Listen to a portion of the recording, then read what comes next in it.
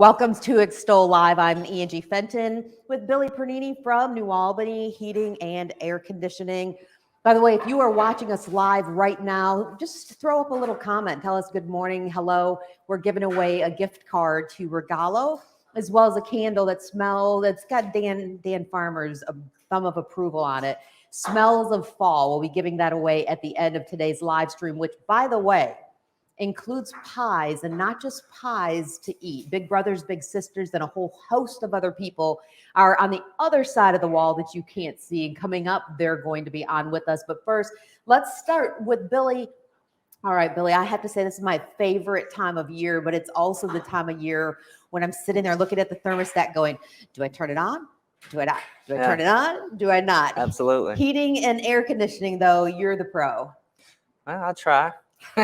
Just got to keep people happy, warm or cool in the summertime. So talk about, though, for a moment, I mean, everybody's seen your truck around town. I mean, so what services do you actually offer? Well, we provide estimates. We provide maintenance agreements. We pretty much, anything you need in your heating and air or indoor quality, we provide for you. So 24-hour service and everything. So. Can you name drop a few of the people? There's one sir in particular who I think just about everybody who at least has some connection to New Albany knows, Mr. Lamar. Yeah, Mr. Lamar, his name is Lamar Dowell. He's the owner of the company. He established 1978, him and Lamar. Lamar and Rosalie Dowell, and then along with John Pro, he's a owner also.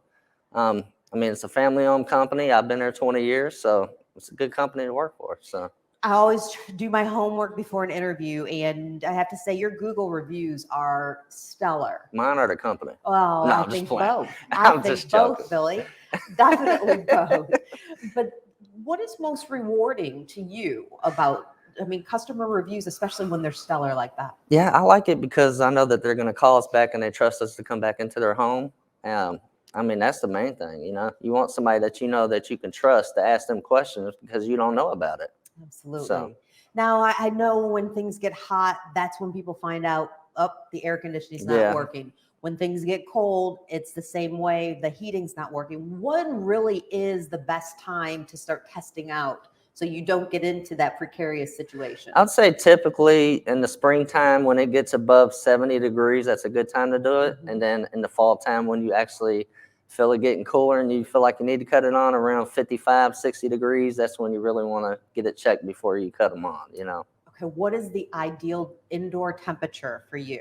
For me? Oh, yes. Where do you set your I think 72 year-round. Really? That's my ideal temperature. Yeah. Sleeping and everything? Yep. My husband will tell you I like to turn it down to about 64, 65 degrees, or at least let it get that cool with about 15 blankets on top. Yeah. Yeah, he hates and that. See, women are different with men, So, and that's the thing we battle with when we sell somebody a system or we're working on a system, and women like it cooler than men do. So I have to. I'm gonna see. Can we get a little close up on this?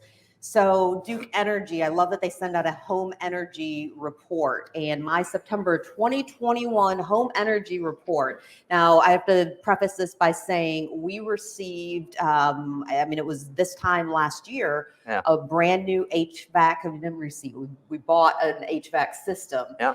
And look at that number. Can you see that? My savings from this time period. I literally was paying $154 more than I am right now. Yeah. I'm making up for the cost of it in dividends. Not only was there a rebate on the particular model that we purchased, but that just that adds up. That's awesome. It falls under your SEER, and that's your SEER rating of your unit.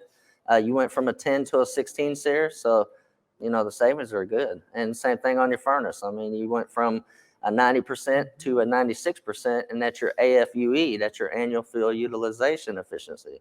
And that's how they determine, the efficiency cost through the years. So. Well, I'm going to tell you, for my 5-year-old, thank you. She gets Christmas now. Just kidding. She was going to always get Christmas.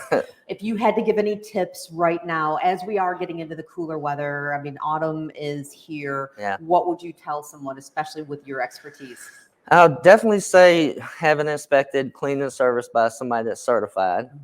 Mm-hmm. Always change your filters.